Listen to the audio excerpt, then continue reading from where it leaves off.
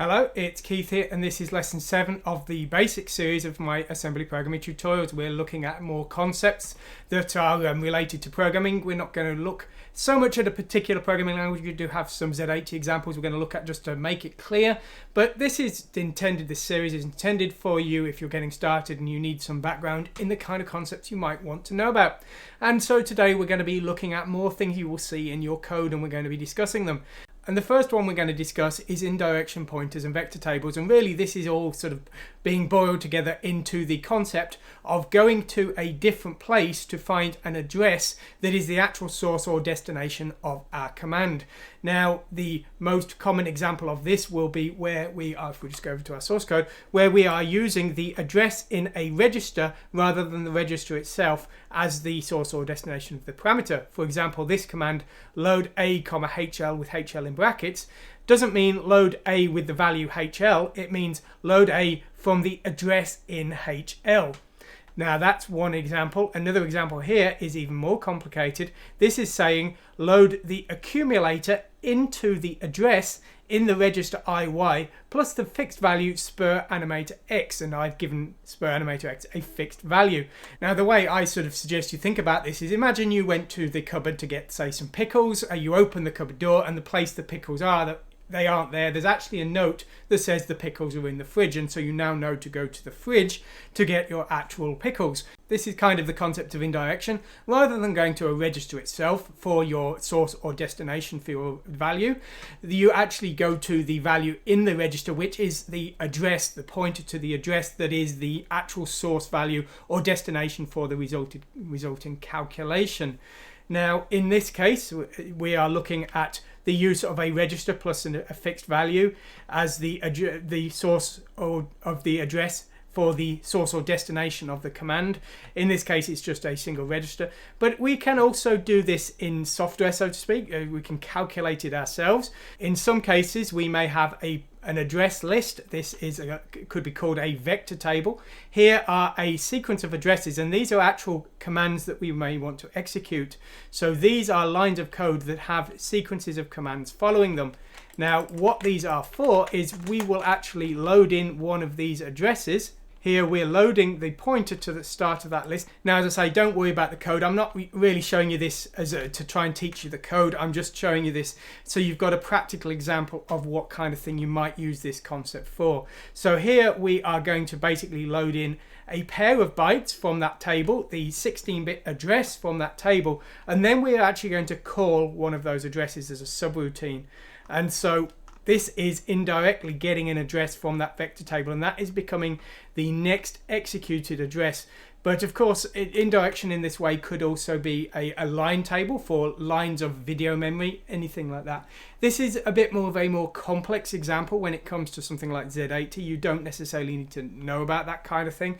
But with a system like the 6502, indirection is essential. That system doesn't have many registers, and so a lot of times you're using addresses within the 0 page as the address of the source parameter or the address of the destination. So you would, if you wanted to write something to memory address 6000, for example, you would write the value 6000 to the 0 page entry 10 and 11 maybe, and then you would use the value 10 as the 0 page entry for your load or your store command, and indirectly that would go to the memory addresses 10 and 11 and get the address for the final parameter, which is the 6000. If that sounds a little bit complex for you, I completely understand that, but I will go into all of that in more detail in the actual tutorials that you are looking for the process you're interested in, whether that's the 6502 or one of the other ones.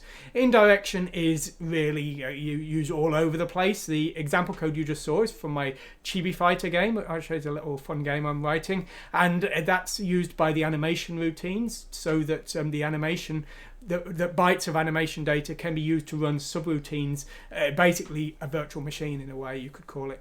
It's using bytecode and then interpreting that and causing changes in execution accordingly.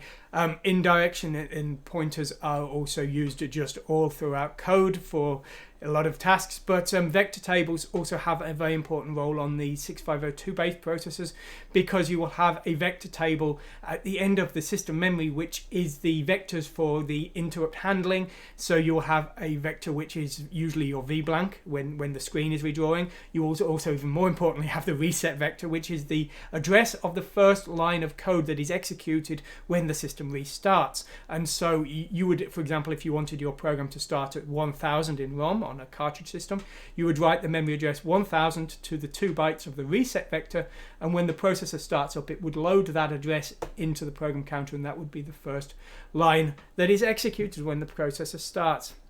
All that's a little bit complicated, I know, and don't worry about it too much if you don't understand it at this stage. I totally understand you probably wouldn't, but you will come across it far more when you actually come to learning the processor you're interested in. Okay, so that's that rather nasty concept. Let's go to something a bit more simple, jumps and branches. Well, what is the difference between a jump and a branch? Well, the answer is it entirely depends on the processor you're learning for, because the terminology varies quite wildly. But let's just think about the 6502 for a second, because a jump and a branch have a very different concept on that system. A jump will provide a full absolute 16-bit address. The processor's memory is only 16-bit, so it's providing the complete address for the destination of the jump. So code will start here, and you would specify a jump to the memory address 1000 or something, and it would jump to memory address 1000, and that is what a jump is on that system. A branch also changes the current running line of code. It's not like an execution of a subroutine, but a branch on the 6502 doesn't specify a full 16-bit address. It specifies an 8-bit address, which is not enough for a full address. And so this is a relative offset to the current running line of code. Now, we would still specify it as a label, so we don't really need to think about it too much. The computer will calculate the offset, but because it's only a single byte, the offset must be from -128 to +127 from the current running line of code. The advantage of this is it is smaller, it uses less memory because it's only using a 1-byte address rather than a 2-byte one for the branch offset, but the disadvantage is it can't jump very far from our current line of code. Now, some systems like the 6809 have long branches which can deal with this problem, but on the 6502, if we want to, for example, branch if the carry is clear, for example, that is only available as a relative branch. And so if we need to jump thousands and thousands of bytes, we would have to actually do the opposite. If we wanted to branch if the carry's set, but we need to branch too far away, what we would actually have is a jump to the place we want to go if the carry is set, and we would skip over that jump if the carry is clear. That's what jumps and branches mean on the 6502.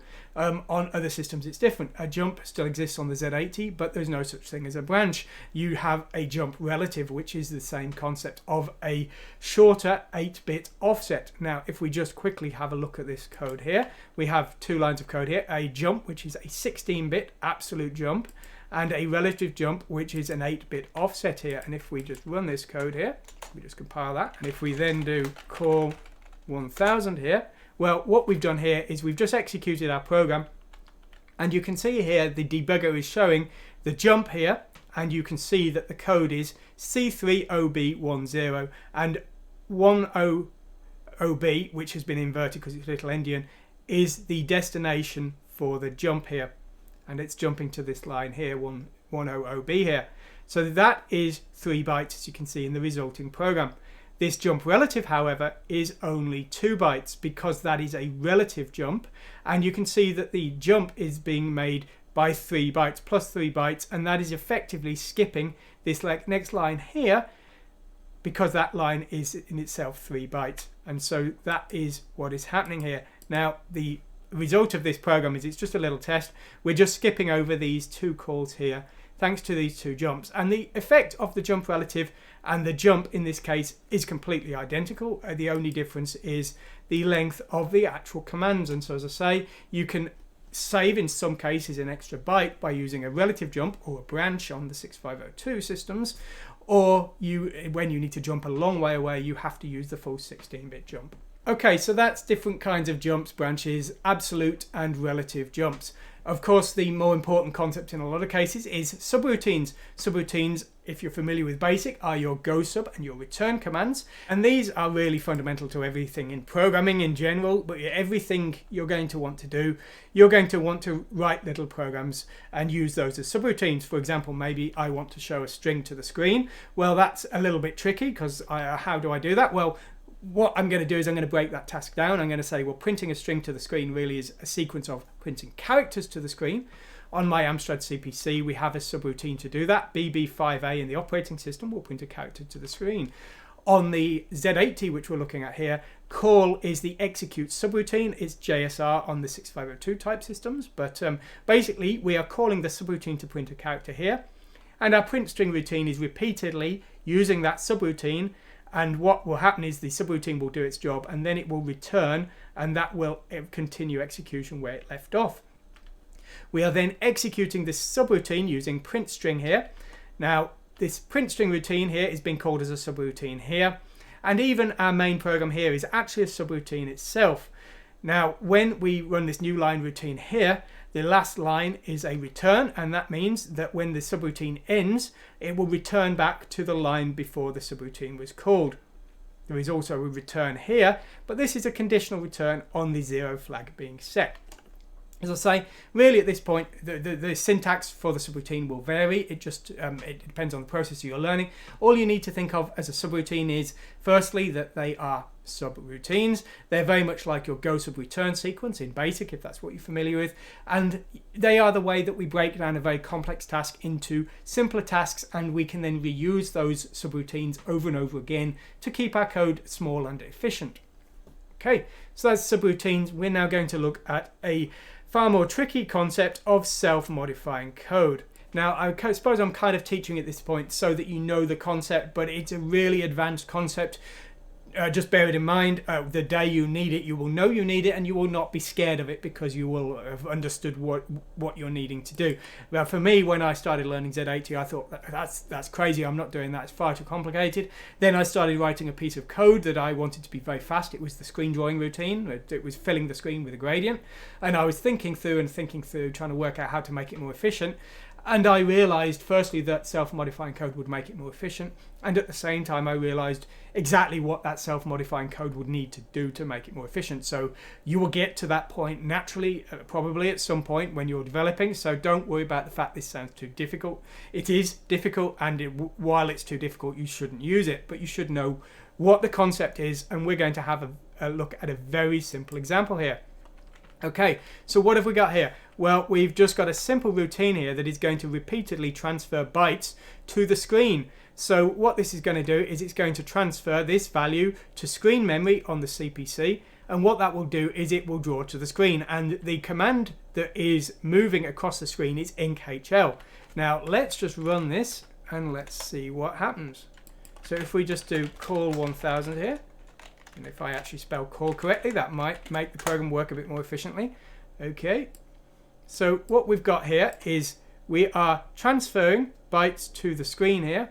Actually, let's just remove that first and let's see what the program does. So what we have done is we've transferred bytes across the screen to the right, and we've drawn these yellow bytes. And then what we've done is we've transferred bytes to the left, and we have transferred these blue bytes. Now the yellow bytes are the first ones here, and the blue bytes are the second ones here. And we've used this fill bytes command in both cases to do the job, even though the actual procedure that needed to occur to draw to the right is to inchl, and to draw to the left is dechl. Well, let's just compile our program here again, and let's just run it, and let's see what happens. So here you can see we are transferring from the accumulator to the memory address indirectly, HL. So HL points to the screen memory we actually want to plot to. So CO10 in this case, and each time we run this, HL is going up, and that is drawing those yellow bytes to the screen. Now we won't actually see them draw on our simulator quickly enough because actually the screen refresh is much slower than our drawing commands. So that's not going to go very well. But the point I'm making is inchl is moving us across the screen. But when we want to move to the left and draw the blue bytes, we don't want to inchl after each line. We want to do dechl. Now we could write a second subroutine to do this, but that's going to waste some memory. But because our program is running in memory, we can do something quite clever. We could change, using self-modifying code, that inc.hl to a dec.hl. And all we need to do is we need to know what byte the dec.hl command would end up being, because all of this text is going to be converted to bytes when it's actually run by the processor. And so if we're going to modify one of those bytes, we need to know what it should be. And I happen to know, I've looked it up, dec.hl is the byte 2b. So after we've done our draw to the right, we're going to write a byte 2b to the change command, and that will draw to the left because it will modify that inc.hl to a dec.hl using self-modifying code. So let's run our program again. Let's do a call of 1000, and what I've done here is I've put the breakpoint here to the line of the self-modifying code, and you can see here that line 1015 is still an inc.hl. But if I step through the code here, we are now loading the accumulator with the new command into the address here, and then if I just step again, you can see that inc.hl just changed to a dec.hl as I was stepping through the code here. And what has happened there is the code has been self-modified so that now it has become a dec.hl. And so now when it runs, it's actually moving to the left, decreasing HL after each execution. That is what self-modifying code is. Now, there's some limitations of this, there's some problems with it. Firstly, it only works in RAM. The Amstrad CPC is a computer with entirely RAM. That works fine, but if you were trying to do this on a Sega Master System, your program code is usually in ROM, so you could only do this if you transferred part of your program to RAM. That's one limitation. The other limitation is all of this is quite complicated, quite difficult, and quite prone to bugs and problems debugging, because if you're looking at your code trying to work out what it does, well, now you need to understand what the self-modifying code is doing. And if we accidentally wrote in change command +1 here, we're going to be changing the wrong line of our code. So it all gets very complicated, and that's why I say at this stage, I think you should know what self-modifying code is as a concept, literally code that modifies itself. You should understand why it's a good thing, why in some cases you might need it, and the primary one is speed, because you can remove parts of you could change parts of your routine so you have fewer conditions and things, and also memory. You can, like in this case, have one subroutine that can do 2 jobs by converting it. But you should also understand that it's going to make things hard for you, and you probably want to avoid it in the early days. Okay, now another concept that might be a little bit difficult for you in the early days, but it's definitely one that's worth understanding, is aligned code. Now, when we're writing a program, there may be cases where we actually want parts of our code to have bits of data within the code, and we might need that block of data to have specific memory layout attributes. We might need it to start from a certain memory address or something for various reasons, and we'll go into that in just a moment. And what we can do is we can align our data to do that. Now here we are doing that. We've got just a simple hello world message here, and we are telling our assembler, and this is assembler specific, so you need to check your documentation, but we're telling our assembler to align to the next 4-bit boundary. Now let's just compile this and let's see what happens to our hello world message when our print string actually runs. Now what you can see here is the actual bytes that our program has ended up compiling to, and you can see here there was a C9, which is actually, I do know that is a return.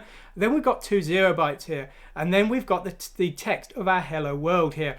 Now where have those 0 bytes come from? Because there's the return and there's the hello world, and it's this align command. What that align command has done is it's aligned the memory address of the hello world to a 4 boundary, and that means that the bottom 2 bits have been set to 0. Now that might not be very clear, but what we're going to do next is we're going to change that alignment to something far more clear, and that will make things much more apparent what's happening here. Now what I'm going to do now is I'm going to change this, so rather than aligning to a 4-bit boundary, it's going to align to a 256-bit boundary. And so if we compile this again and we just run it again, let's see what has happened to that hello world. Well, here is the start of our program here, and now you can see the zeros here, and our hello world seems to have vanished. Well, if we just scroll down here, you can see it's actually now been aligned, padded out with zeros, until the bottom 8 bits of the address are 0, so that this has aligned to 1100. And if our program was at a different memory address and a bit bigger, maybe it would end up at 1200 or 1300 or something like that. The top byte could be anything, but what we are guaranteeing with this align statement is that the bottom byte will be 00, will be a 0 byte, because we've aligned to a 256 boundary here. Now, if we'd have aligned, some assemblers use different syntax. Sometimes on VASM you would use align 8 to do that, align on an 8-bit boundary. But basically, we can now make sure that our assembler will put the code at some specific aligned boundary. Now, why would we want to do this? Well, there's two very good reasons. Now, if we are loading in a lot of data, for example, from a sprite, well, if our address changes, if our sprite is at a memory address at the very end of a byte boundary, for example, maybe it's at 1FFF, then the next byte would be at 200. And so when we're incrementing our source reading address, we would need to use IncHL to increment the full 16-bit address. But IncHL actually is a little bit slow. IncL is much faster, but that only updates the bottom byte of the 16-bit address. So we would need to make sure our entire sprite was aligned so that it never went over an 8-bit boundary. And by using align 256, maybe we can achieve that. So that's one very good purpose for an align command. Another arguably even more powerful one is lookup tables. In this more advanced example here, which is one that I'm working on for another project, and what this is doing is it's building up a lookup table and it's pre-calculating the x-flipped equivalent of every possible source byte. And this is a very fast way of doing it on a task like flipping a byte or calculating a mask to remove parts of the background. And what we're doing is we're calculating all 256 possible horizontally flipped combinations of a single byte, and we're creating those in a lookup table. Now, the lookup table is called flip-LUT, and we're aligning that so that the bottom byte of flip-LUT is going to be 0. Why we're doing that is that when we actually want to flip a byte, what we can do is we can start off by loading the address of that lookup table into a register pair, BC in this case, and then when we want to calculate the flipped version of a byte, we can load C with the byte we want to flip, and then load a byte from that lookup table and get the equivalent conversion. And that works because our lookup table was aligned so that the bottom byte will be 0 of the address of the lookup table, and then we put the conversion for the flipped version of that byte 0 at the address with the bottom byte of 0.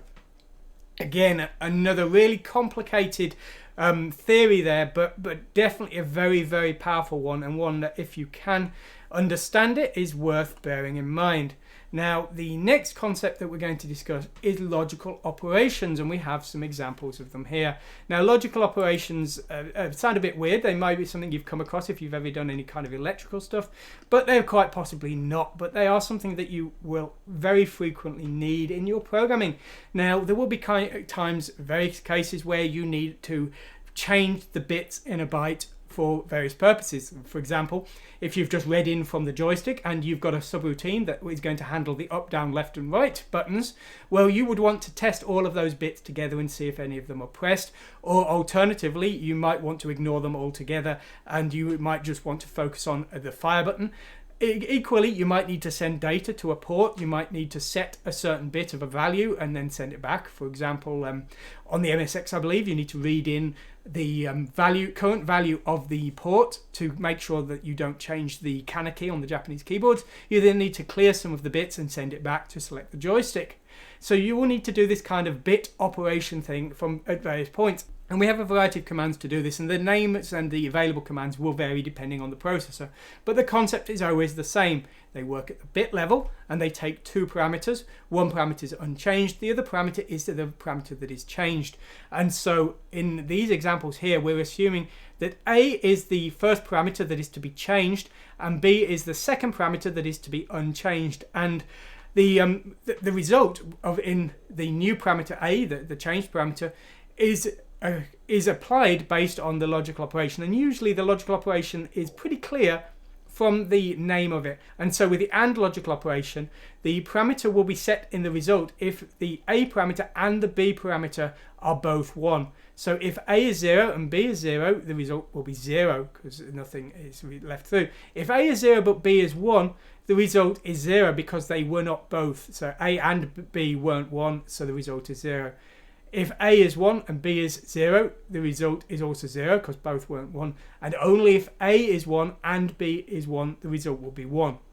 Now, that's not to say that the register A is 1. That's to say that the bits in the register are 1. So this is done at the bit level. So all 8 bits are processed in this way. So we would have a byte parameter and a byte parameter, and the bits will be compared, and the resulting bits would be set or cleared. As I say, the AND is used to retain bits unchanged. So for example, if we wanted to clear the bottom 2 bits of a register, we would AND with a parameter where the top 6 bits were all 1 and the bottom 2 bits were 0, and that would keep the top 6 bits in whatever state they were before and clear the bottom 2.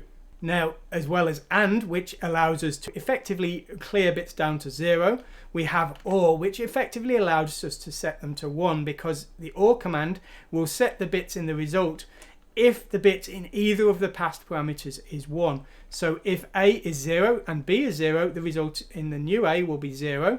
But if A is 0 and B is 1, the result in the new A will be 1. If A was 1 before but B is 0, unlike AND, then A will be unchanged, so it will be retained as 1. And of course, if both are 1, the result will be 1.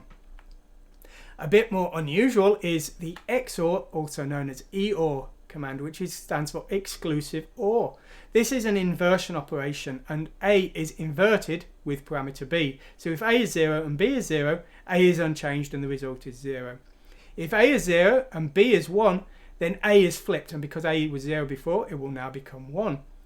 If A is 1 and B is 0, then no flipping occurs, which means that the 1 is retained.